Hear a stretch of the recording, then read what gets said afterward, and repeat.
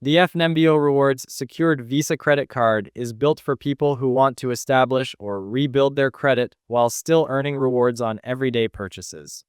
It requires a refundable security deposit between $300 and $5,000, which also sets your credit limit.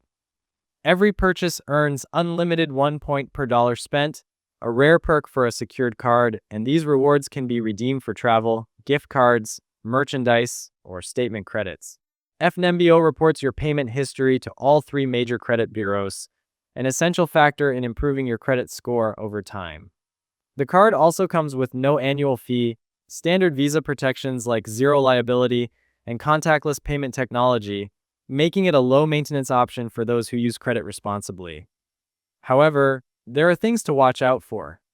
The APR is steep at 24.49% variable, so carrying a balance can quickly get expensive. There is also no guarantee you will graduate to an unsecured FNBO card or have your deposit returned early.